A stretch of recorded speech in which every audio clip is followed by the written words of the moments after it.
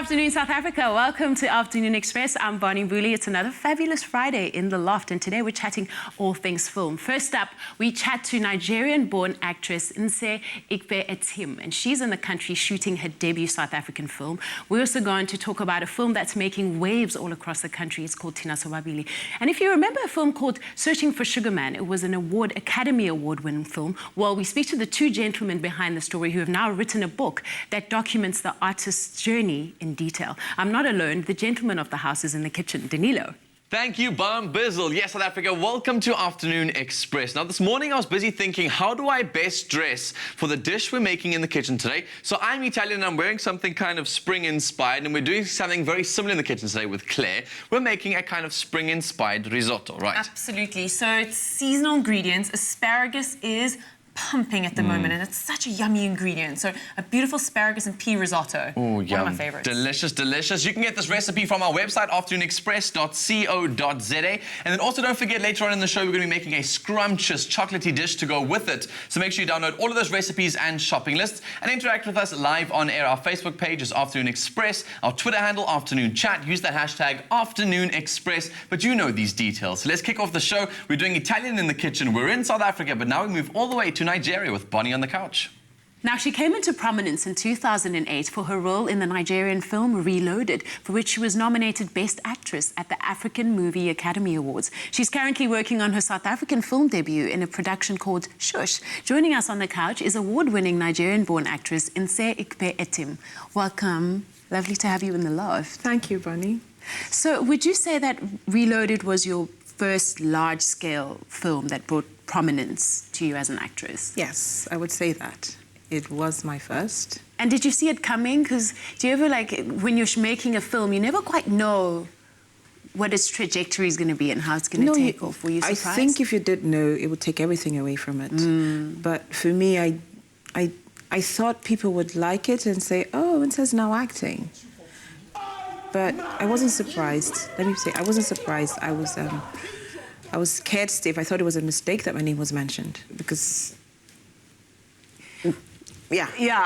You mentioned earlier that you're shy as a person, and it's quite a situation to straddle between being this prominent actress who's very good at what she does, and yet you're shy as a person. How do you bridge that gap? I think the bridge is being someone else.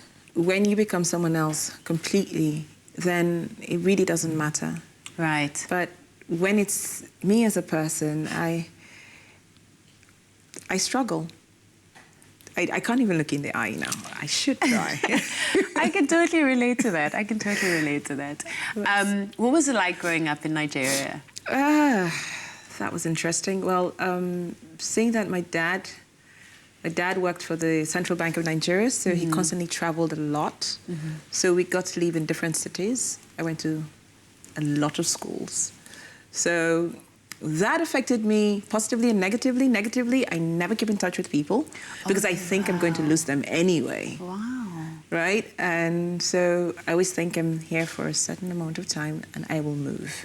So it's there in my head, yeah. You're a big advocate for Nigerian films. We all love them. What do you think makes them unique creatively to the rest of, compared to the rest of the ones that we see every day? Okay.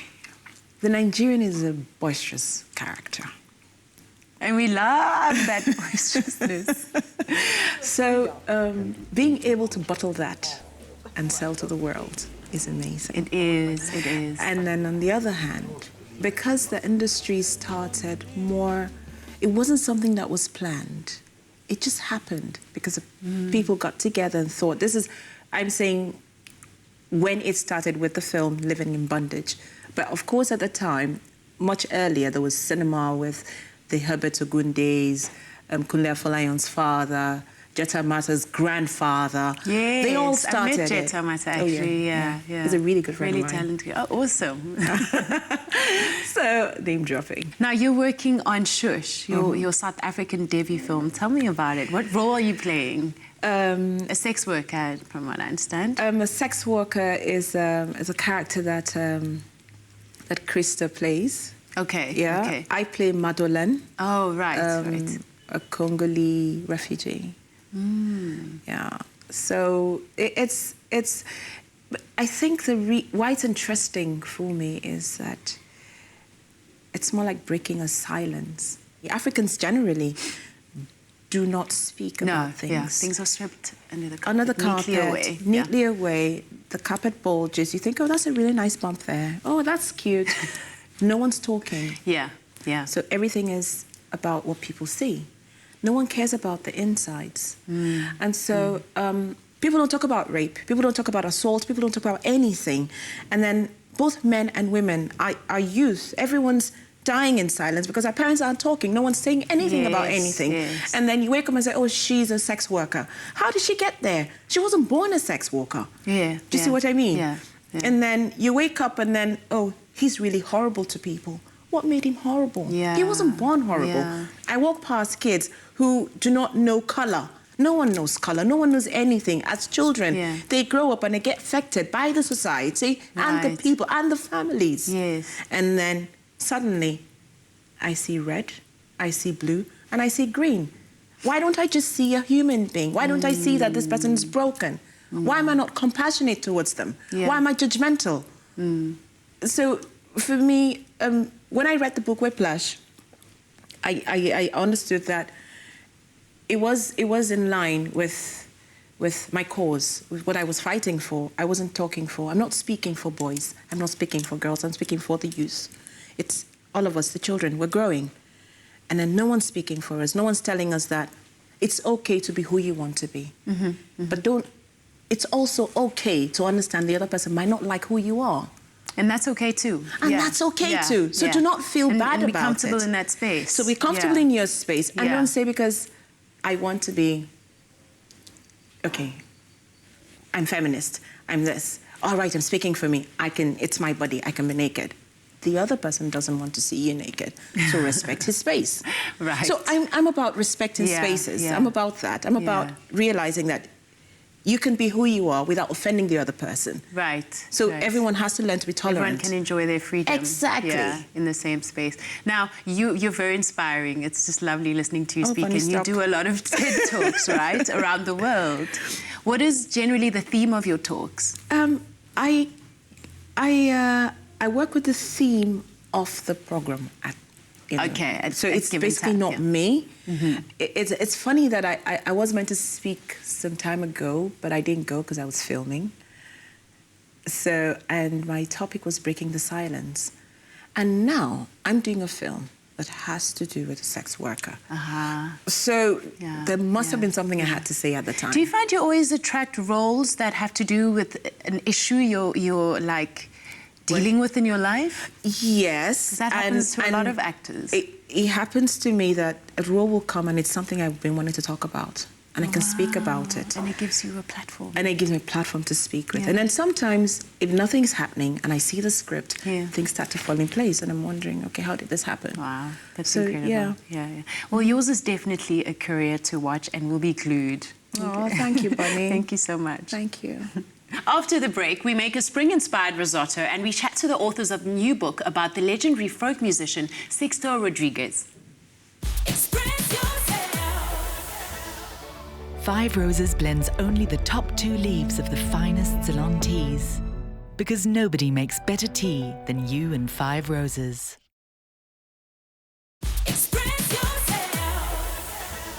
Welcome back to Afternoon Express. If you've just joined us, we're in the kitchen about to start cooking our risotto, right? Indeed. Now, a risotto is quite a temperamental dish to cook. It is. It takes a bit of love and care and concentration. But once you get it down, it's so versatile. It's just incredible how you can use it as a base and add anything to it. And today we're adding asparagus. Beautiful, in-season asparagus. So it's full of flavor and it's at its prime. You just want to pick it up from the store and eat it fresh if you can. Perfect. So what have we got going so far? Okay, so onions are slowly just sweating off here. You're not looking for colour when it comes to the risotto because our risotto is quite a light and white risotto. You want to sort of mimic the colour of the rice and keep it nice and pale. So if you caramelize onions, it's going to look a bit weird and you have all these like, dark, crunchy kind of pieces in there. So that's perfect. So you want it looking translucent. Exactly. Okay. Perfect as is. And now we're going to add our risotto rice. Right. You want to almost fry the rice. So roughly about a cup here. Pop that in here, and then we're going to just get stirring.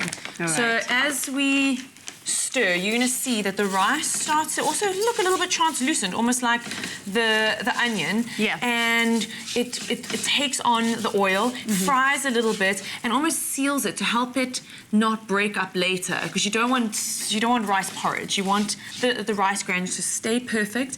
And when you bite into that risotto, that first sort of spoonful, you can almost feel the granules in your mouth. Not that it's undercooked, but that it's perfectly cooked. Ah, wow. So, okay, so that's looking good. Then we're going to add our white wine. You want to deglaze the pan with white wine, so crank up the temperature a bit and then pour the white wine in. It's a little bit cold, but I'm just going to go for it anyway. And then you want it to absorb all that wine, get all the alcohol out of the dish. If you don't want to use alcohol in this, you can just add a little bit of stock. So just get going on the stock. Let that alcohol cook out and stir. The thing with the risotto is that you really need to spend the love and time in stirring it. Yeah. So you don't have to stir furiously, but just stir continuously. Continuously. So that's going perfectly over there. And then you start ladling your stock, ladle by ladle. Let it absorb, and then add the next thing. My sort of trick to knowing when you want to add your next ladle is you pull the spatula like this, pull it back, and you'll see it leaves almost like a perfect line. We're not there yet. Not there yet. Not there yet, but it'll leave a line. Where you and actually then you see the bottom of the pot. Exactly. Yeah. You'll leave a sort of line, then you know, okay, next one goes in. So stir, stir, stir, and that's going to cook down. Probably, get all your stock in there. Your stock is hot as well. Right. Got to be hot, because if you're adding cold stock into risotto, changes the temperature incredibly, and it's going to mess with the system of your rice. You're going to end up with stodgy rice. So that's an important tip I right said there. it, temperamental.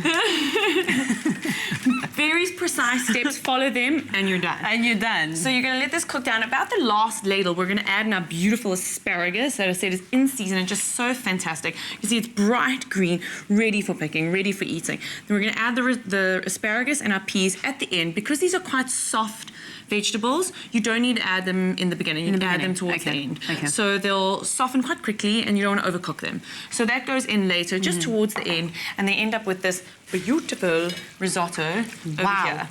Look at that. So the thing with risotto as well, you don't want it to end up like a stodgy mess. Yeah. You want it to, as it hits the bowl, when you're serving it up, it should relax down into the bowl a little. Like melt onto the plate. And then, and then that's perfect. So do you want to add, past that plate over there, we can dish some up.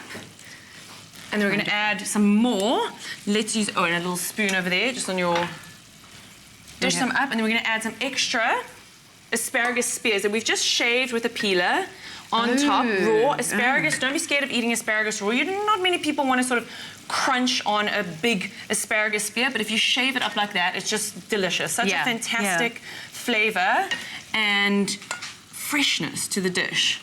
So we add that, and then a little bit of Parmesan cheese. A little bit of Parmesan, Sprinkle that on top there.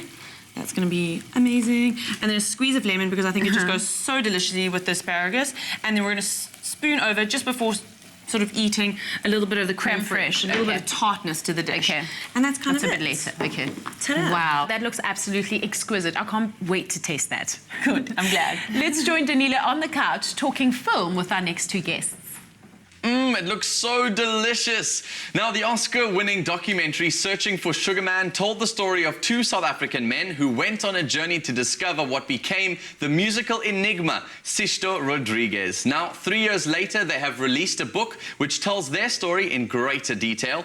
Joining us on the couch are the authors of Sugarman, The Life, Death and Resurrection of Sixto Rodriguez, Segerman and Craig Strydom. Gentlemen, welcome to our loft. Hi, Dan. Nice to be here. Thank you. Guys, it's such an honor to probably have you guys sitting here, more for the fact that I think you've been on one of the greatest journeys I think we've ever had in the last 10 years in our country. First of all, this book, what are either of you writers by profession? Any of you have ventured into this detail before? I'm a copywriter by profession, so I've written in advertising a lot, and then I have written articles, published a few in the States, and one for Rolling Stone. So, So this is something that's kind of within the line of what you were hoping to Yes. do with your life. Yes. Stephen, yourself?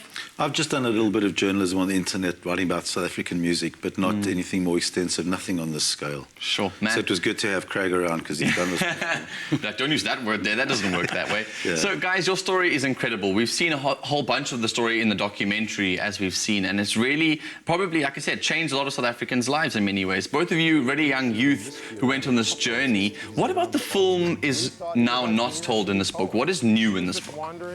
Well, the film covers the period between 1997, when Craig and I met, decided to do the search. In 1998, Rodriguez came. We found him. He came here, toured. Film ends. The book picks up the story over a 7-year period, because Rodriguez is 72 now. Tells his whole story.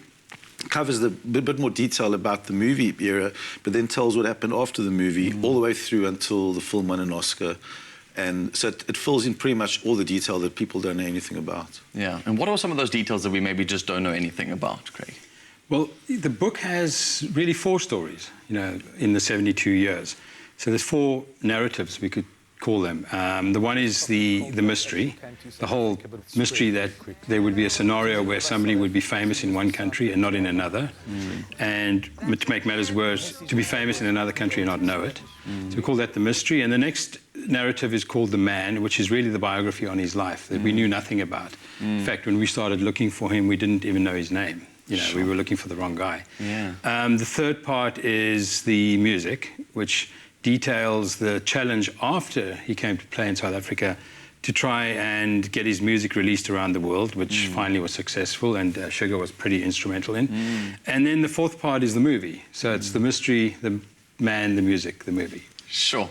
Such an incredible story. It's so broad and it's wide and it's so rich.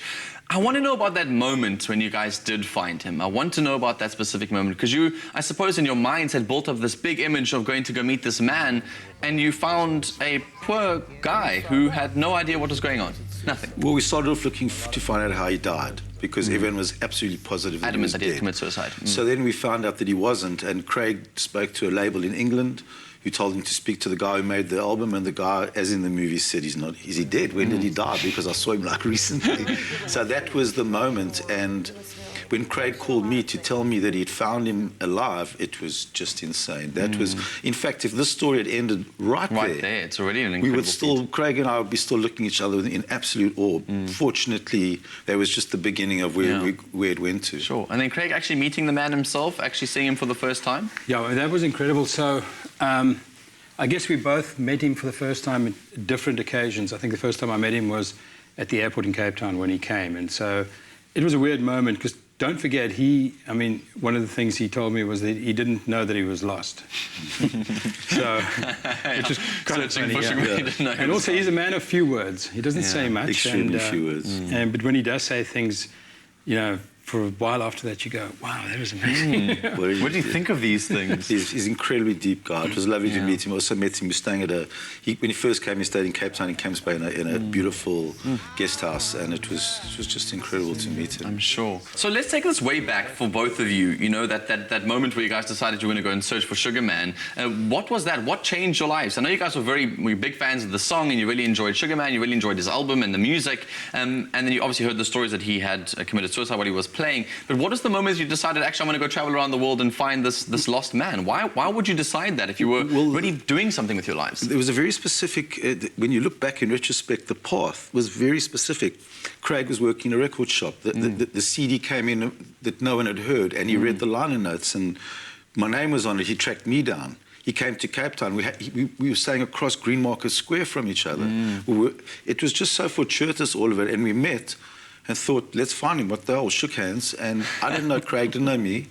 He went off on one path, I went off on another. We met back, we found him, and here we are. It's really crazy. It's one of those stories I think you can't not turn into a book, right? Yeah. Well, I had actually made a list of 10 stories I wanted to do, because I wanted to do an article. I was thinking I really need to publish something. So there were 10 stories, and it's interesting that this is the one that came to life.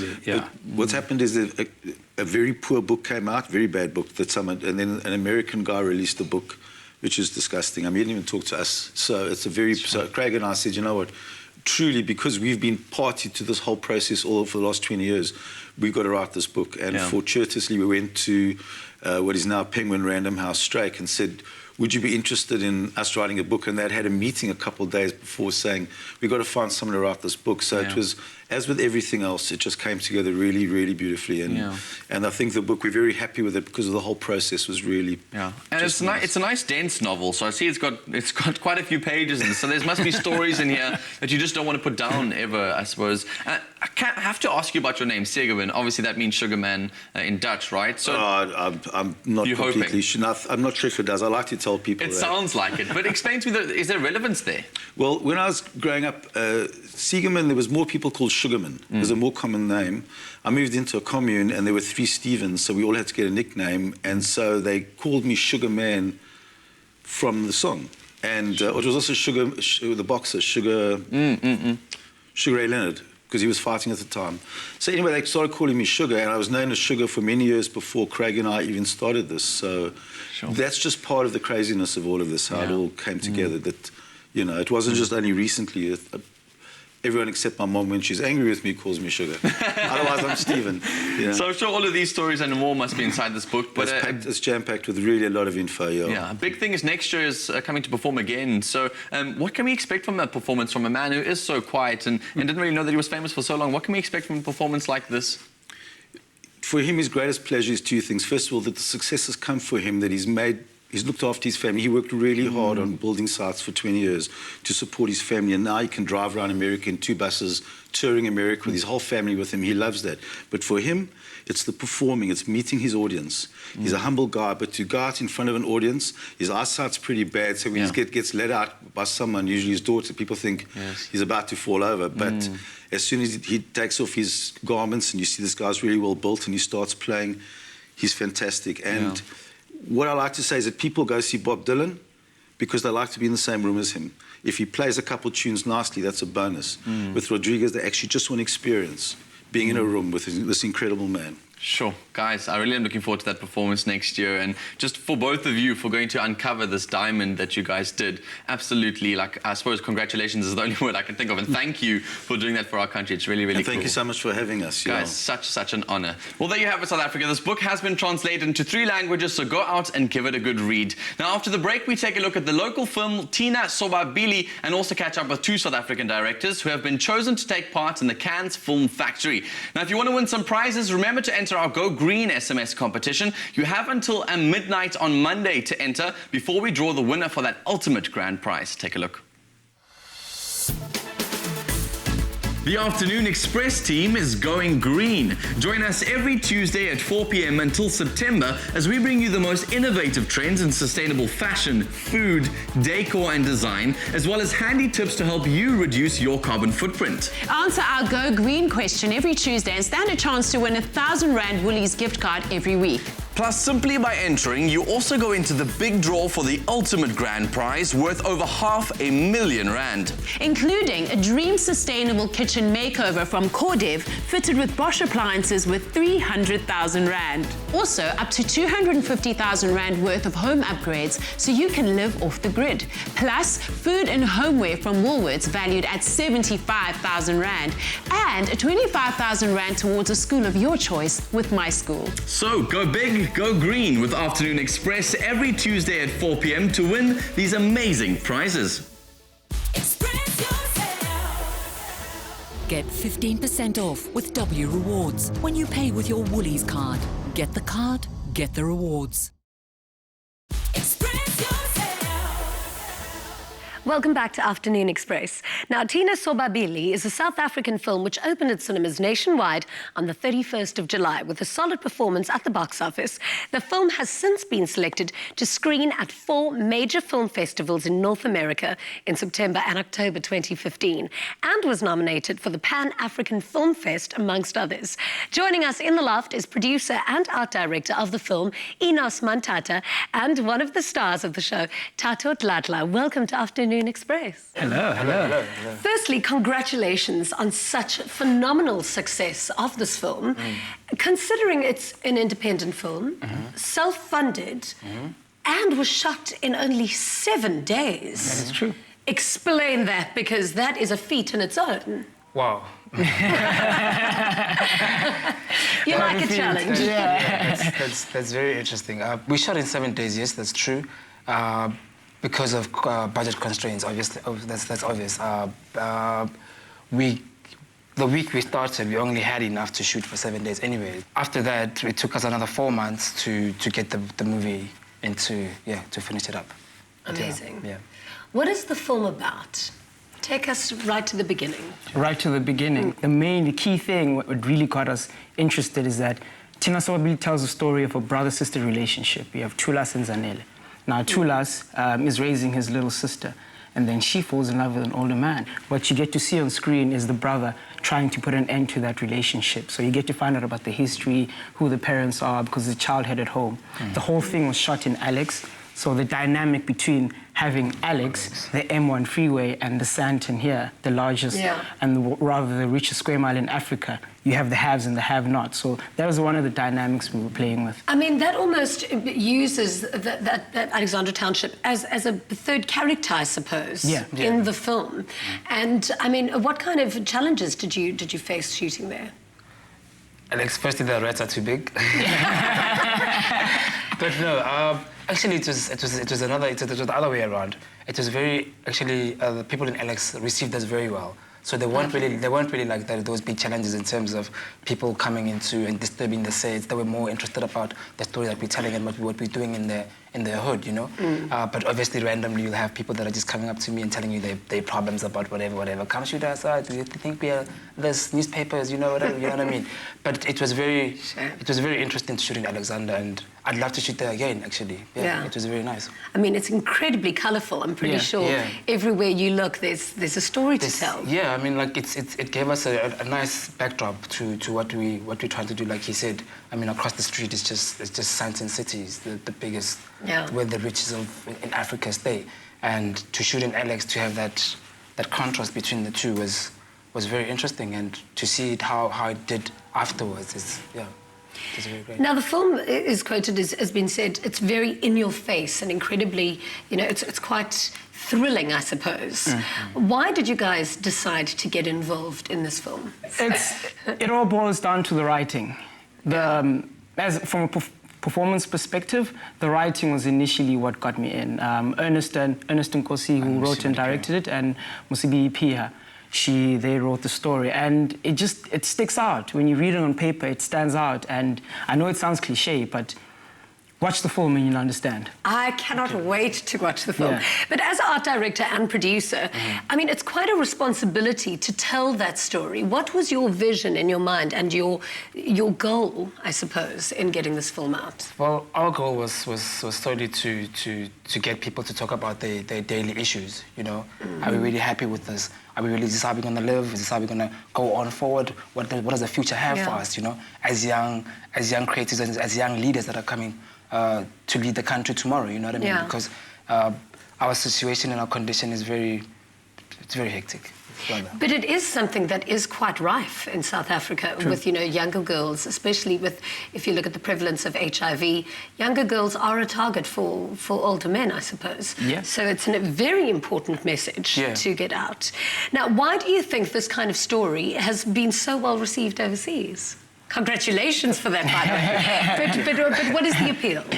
It's the messaging. And yes, the film is in Zulu. There's English subtitles. And having screened it in a number of places in North America, like New York and Los Angeles, where we picked up Audience Award at the Pan-African Film Festivals. High five. Let's just say there's one for you there. So the dynamic is interesting because those in Africa, you won Best Feature in Rwanda, screened it in Botswana, and we're spreading it across the world. Now, the main thing that we find is that it's the message, the universal message. Some people come to us, some ladies will come to us, we're like, yo, that's been my life for quite some time. And you name them, people from different walks of life understand the story. Some people relate, and they're like, yo, sometimes you don't even have to read the subtitles, you just understand what's happening on the screen. And of course, the quality of the acting must be remarkable. The acting, the writing, the direction, incredible stuff. Everything. Yeah, I'll back it up any day. Any day. I'm so excited to see this film. You know, just meeting the two of you, seeing your passion and the courage of your own conviction to push this film through, I can tell you now it's gonna be amazing and huge. Yeah, thank you. Really well done. Thank you, yes. I'm very, very proud of you. I'm so looking forward to watching this film, and so best you. Now, we wish you all of the best for, of course, your European and American film festivals. And if you haven't yet seen the film, keep your eyes open for a chance to see it ASAP. So today we have been focusing on the booming local film industry, and the Cannes Film Factory is an amazing opportunity for the South African youth directors to work alongside notable international directors who are masters in their field. This film factory is a chance for South Africa to achieve international acclaim for its ability in the field of filmmaking. We went and interviewed 2 South African directors who were chosen to participate in this amazing experience. Just take a look at this. With over 30 high-quality submissions, only 12 directors were chosen to showcase their work at the Durban International Film Festival in May. And it was there that the 4 South African directors were selected for the Cannes Film Factory. My name is Samantha Nhlane. I've been working in the film industry for about 5 years, although a lot of the last 5 years I've also been studying. I just completed my master's degree a year ago. My name is Zamom Kwanaze. I've been working in the film industry for about 10, 11 years. I didn't go to film school as such. I did a course at the New York Film Academy for a month.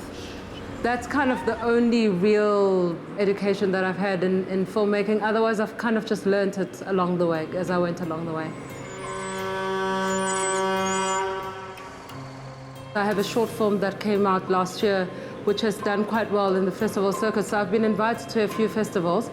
And what it's done for me is that it's really opened up my way of thinking about film. The Cannes Film Festival provides an opportunity for the 4 selected South African directors to work closely with well-established international directors to create 4 short films, which will be screened on the opening day of the official Cannes program in 2016. All 4 films will be shot in KwaZulu-Natal and edited in Durban's AFTA. Films that really move me are just something that stays with you. If I can make films that make people feel like there's a wealth of human emotion out there for them to explore, for them to feel, and that in fact it's allowed to feel that, then I think that I've done my job. What I'd really like to evoke from an audience is sympathy for people that they didn't expect to have sympathy for. I think that's always what fascinates me about characters, is if I see someone that I make a judgment on initially and then discover the truth or the kind of detail of their lives, I find myself identifying with someone I didn't expect to identify with. And that's kind of, for me, the power of cinema, is it puts you in the eyes of someone else. This is an amazing opportunity for the young directors of South Africa to gain international acclaim in their work. Their talent being exposed on this level is a milestone for the growth of the South African film industry. The Cannes Film Factory offers an incredible showcase for alternative voices in South African cinema. It's kind of a great platform for that kind of cinema. So I'm hoping that the opportunity will allow myself and my colleagues a space to see what the other side of cinema is like. For me, the South African industry is very much in its infancy. I think that it would be really nice if we started to respect the audience and we started to curate and bring over films that were much more nuanced, respected the idea that the audience can watch something that doesn't have a famous person in it and still engage with the story. And you're going to see it and you're going to tell your friends about it because it's actually going to make you feel something real.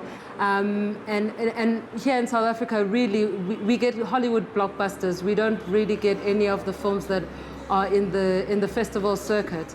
And if you kind of just go to the cinema, you sort of get the feeling that you've seen everything that's there, there's nothing new. And then when you go on the festival circuit and you see the films that are coming out from, other parts of the world, you really get re-inspired and you know that cinema is not dead.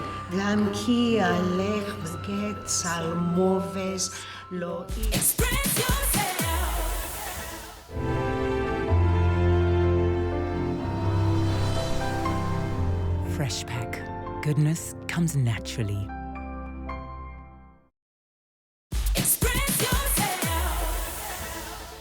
Great to have you back with us here on Afternoon Express on SABC3. Now, today's your final chance to enter our fabulous competition on social media where a footsie, yes, that's a selfie of your feet, could win you 1 week in paradise on Reunion Island. For the past few weeks, we've been sharing our daily foot care tips to make sure your feet are ready for that close-up. But if you aren't summer ready yet, here's our Shawl footsie tip of the day: how to get sexy, smooth feet.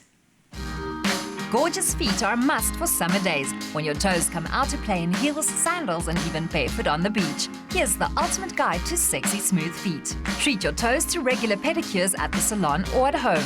Once your polish is chipped or has noticeably grown out, it's time to refresh. Always file nails straight across and avoid trimming the corners too close to the skin. Summer is the perfect time to try bright colors on your nails. This season, ocean blues, pastel shades and shimmery metallics are on toe trend. To get your feet perfectly smooth, use the Shawl Velvet Smooth electronic foot file to gently buff away hard and callous skin around your heels and toes. You only need to use light to medium pressure to leave skin perfectly smooth in minutes. Follow up exfoliation with a moisture cream to restore feet to silk-like condition and use regularly before slipping into strappy heels. Don't let uncomfortable shoes get in the way of a night on the dance floor. Slip a pair of party feet invisible gel cushions under the ball of your foot or heel to relieve pressure and pain and keep you dancing all summer. This is it. Now listen closely so you don't let the opportunity of a lifetime slip by. It could be you winning that ultimate vacation for 2 to Reunion Island for 7 nights. So all you need to do to enter is first make sure your feet are ready for their moment in the spotlight with the Shawl Velvet Smooth electronic foot file. Then snap a footsie, that's a selfie of your feet looking velvet smooth, and enter via Twitter or Facebook using the hashtags #footsie, #Afternoon Express. That island holiday of your dreams could come true. T's and C's apply, so please visit the Afternoon Express website for details. From wild nature to clear blue lagoons, Reunion Island offers the traveller a unique adventure, exploring a diversity of landscapes and cultures in one exceptional environment. Classified as a World Heritage Site, Reunion Island's stunning landscape allows you to travel from a volcanic desert into a tropical forest, all in a day. Enjoying the harmony of the island, you can experience a variety of cultures and tastes, from Asian cuisine to Creole markets. Reunion is paradise found. To enter, take a snap of your feet looking velvet smooth and enter via Twitter or Facebook using the hashtags Footsie and Afternoon Express. Shawl Velvet Smooth electronic foot file. Perfectly smooth skin after one use. There's something delectable about the combination of orange and dark chocolate. So today we have our favorite master chocolatier, Dimo Simatos, in the loft to show us how to make a scrumptious orange and chocolate torte. Now, first of all, Dimo, it's been a while since I've been in this kitchen with you, and I'm very excited to have you back.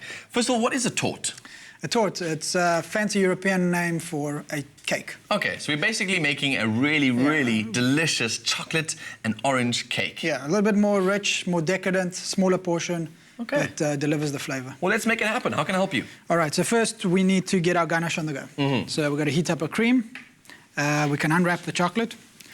So we've got our Lindt Creation Scrumptious Orange. And I'm guessing a ganache is what you're going to be pouring on top of the cake itself, right? That's correct. So ganache is chocolate and cream that's been melted together. So we'll break that You all just up. probably use a whole slab, right?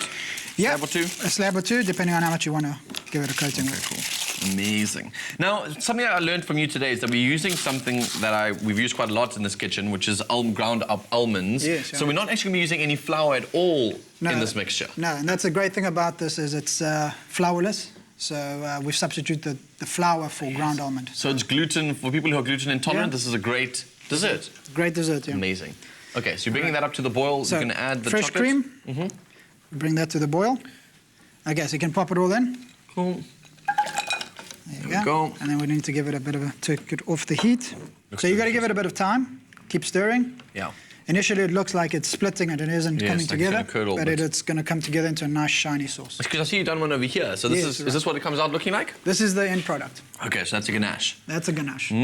Well, not a fully set ganache. It's still got a set, but we've got it slightly warmed. So next step, we've got to cream our butter. So let me give the butter a little bit of a mix. And as we soften it up, you can then add the chocolate. Just say when.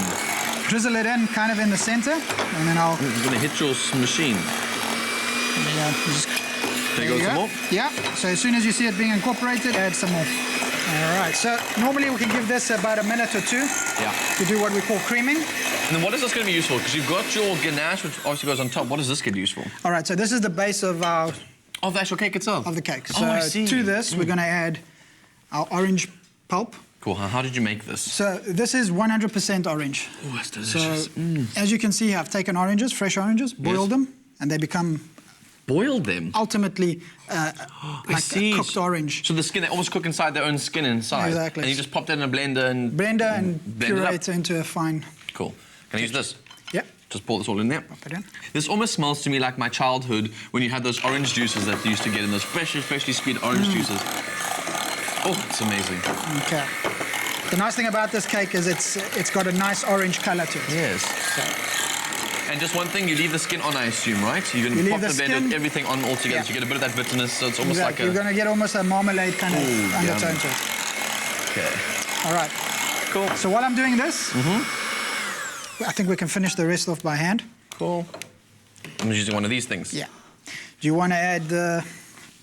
What is the this? sabayon. So sabayon is just a culinary term for egg and sugar that's been whipped up. Okay, so as you can see, it's got a lot of like air whipped into it. It's nice and fluffy. Fluffy. Yeah. So if, for somebody at home who's wanting to make this, is there any specific tips and tricks you can give us in terms of making this? Is it just place the eggs, sugar in a mixing bowl. Yolks as well? Yolks. In the recipe, there's a few yolks. Cool. And the recipe is on our website, by the way, afternoonexpress.co.za. If you ever want to get it, download it, and make this with us. It's really, really incredible. So it's on our website. All the quantities and stuff are there. And then I'm assuming the next step is to add your almond flour. Almond. Yeah. Cool.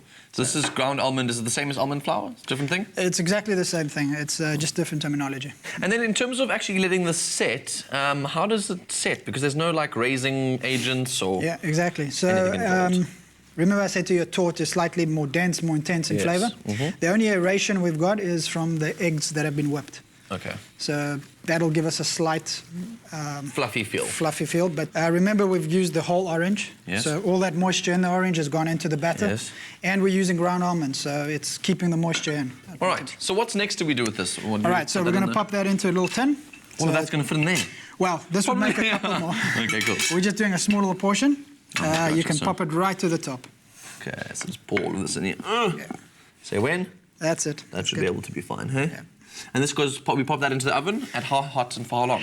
160, 170 for about 40 minutes. Okay, and then it comes out looking like this? Exactly. Now, you remember the ganache that we made earlier? Yes, we prepared. So you let this set for a bit, you said, so give it a little bit more of a thickness, because when it's hot in the pan like that, it'll just run all over your Exactly. cake. So we're going to take our ganache, and really nothing too difficult. We're going to pour it straight over. So, oh, my word, and it'll just drip through there. Exactly. Give it a bit of a shake. The last little tip is adding a little bit of decoration. So we'll add a few chocolate curls. Oh, you can just buy these chocolate curls, right? Or can you make them yourself? Best to make them, huh? Cool. And can we learn them at like a course that you guys do? Yeah, you can come to the Little Chocolate Studio. We'll show you how to do all of this. Amazing. And we've got some candied orange scrolls. That just goes on. Yum, yum, yum. So each bite that you kind of cut into there is going to be so rich and full of flavour. It's one of those ones you want to cut a small piece of. You don't want to have a big slice. Yeah. Amazing. There you go. It's always nice to have some indication of what the flavour of the cake is as a decoration. Sure. Thank you so much, Timo. I don't think anyone has ever introduced me to such a fine orange dessert. And you know what? I think it's my brand new favourite. So for all of you Afternoon Express viewers, for a chance to win a Zesty Lint creation hamper and what he mentioned earlier, a dessert making course, which sounds exciting, simply SMS the keyword Lint, your name and city to 33728. That's Lint, your name and city to 33728. And you could be the envy of all the parties you go to. We'll be right back. Surrender to indulgence. Which will you give into first? Creation from the Lindt Master Chocolatier.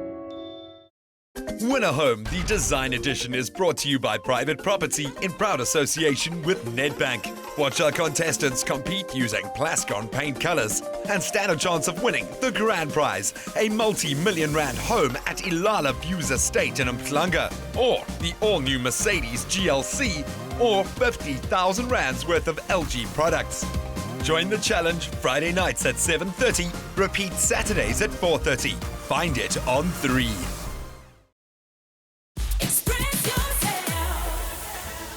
Welcome back to Afternoon Express, everybody. Make sure you tune in for Winner Home this evening at 7:30 on SABC3. This week, the contestants tackle their spare room and have the freedom to turn it into whatever their hearts desire. The results are definitely creative, to say the least. And remember that tonight, someone will be going home. So it should be one of those fascinating episodes. So make sure you guys catch it. But can I just say that your food looks delicious?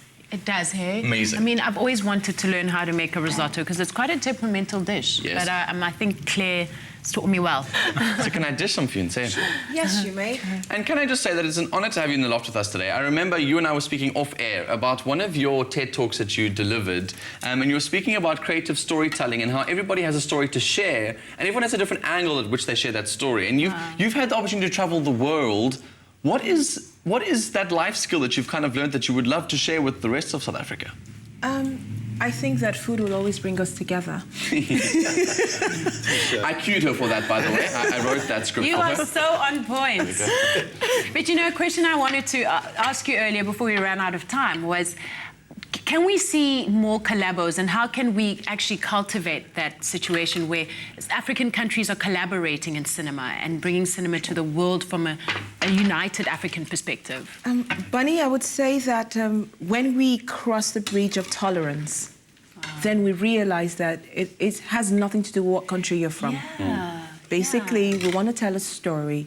Can you deliver? Are you an actor? Are you an actor's actor? Then come on board. And also when we recognize and focus on what unites us versus what makes us different. If you want to talk about difference, put it in a unity story. True. And that's the importance probably of traveling the world, That's right? the writer. I'm just thinking how well said that was. Oh, thank you. Thank you, great. Guys, in terms of your book, are you hoping that it will tell a universal story? A story that can unite people? Do you want to take it? That was a tongue twister. Clearly someone's been thinking about this for a very long time. I think it's more informing. People, there's so many people who want to read the whole story about this that we're happy we could put it all out there for them. If you want to be united, go to a Rodriguez concert and you'll see what united is. It's just such a wonderful feeling being always together with an audience in front of him. And he's coming back, you say, for a show. January. Yeah, he's doing a big tour of South Africa. He always comes back here.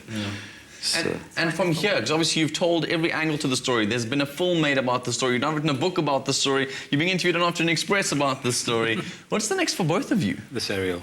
The serial. But there is something. I think you may have something. There's talk about a Broadway musical based on the story. There's been talk about making a proper film out of it as opposed to a documentary, which Hollywood is always going to eventually do. Johnny Depp as Rodriguez kind of stuff. Sure. But we're pretty happy where we've got to. The book, I think, ties it up for us now. It's been a 20-year journey, and it's a nice time to finish it off and watch this man have a wonderful career around the world. And what a passionate journey it's been. I mean, I remember watching the film and just couldn't believe the patience with which you guys sought this story out. It was so amazing. Yeah, it was wonderful to be caught up in something like this, and it's been great to share a journey with Craig all the way, 20 years. So. Thank you very much for having me. Well done. Appreciate it. Have you guys given each other lots of high fives along the way, I'm sure? Oh, boy. We did it, buddy. It's been very interesting to see how this rolls out across the world. I mean, there was a show in Japan called Unbelievable. Not kidding. That's what it's called. And they did a 26-minute reenactment of the film using actors. Wow. It was very funny. And there's now a show in, I think it's Korea, called Searching for Sugarman, where they find sort of, if it's unknown Korean artists, they bring them into the spotlight, and it's literally just called Searching for Sugarman. So That started a legacy. Does it feel that way? There's a racehorse in South Africa called Searching for Sugarman, without the G. That's really astounding. It's been a wonderful ride. Do you feel like you've changed, because you have changed somebody's life forever, and you've changed the country forever, you've changed the world forever. Do you feel like you're part of that, or does it still... Calm down. I don't know about the world, you know. Well, this film, winning an Academy Award is massive. Guys, it is a big thing. You've opened the eyes of the world to this legend and the story behind it. What I think the most important message that he's given to the world is if you're an artist, you do your art because you're an artist, not for the financial reward you're going to get. And a lot of people have picked up their guitars or not picked up their pianos, but gone back around the piano, just to get back because that's what they do. If the success comes, that's different. And that's the important lesson, I think, from the movie. And one thing I took away from that film and this man's career is it's not over till it's over. Indeed. Well, it's almost time for us to say goodbye now Afternoon Express, but speaking about Sugarman and all things sweet, don't forget, if you want to win that amazing Lint creation hamper, simply SMS Lint, your name and city to 33728. It's so simple to win on Afternoon Express. Make sure you catch Afternoon Express on Monday for World Teachers Day. In the first 15 minutes of the show, we chat to the cast of the hilarious local comedy show, Those Who Can't. And in the kitchen, we're making a tamarind, a chili, lemongrass grilled hake. It should be delicious. We're also running a competition on social media where you can nominate your most amazing teacher to win. That is so exciting. The competition opens after today's show, so make sure you head over to our Facebook page to find out the details. The winner will be announced at the end of Monday's show. To our guests, thank you so much for joining us. And to you at home, have a lovely weekend. We'll see you Monday, same time, same place. Good night, happy eating. Yeah, bye. Next week on Afternoon Express, we celebrate World Teachers Day. Former Miss Earth SA Catherine Constantinides joins us on the couch. We spend an afternoon with Amor Vitone, and we chat to David Kramer about his latest stage production. Nada feel-good production.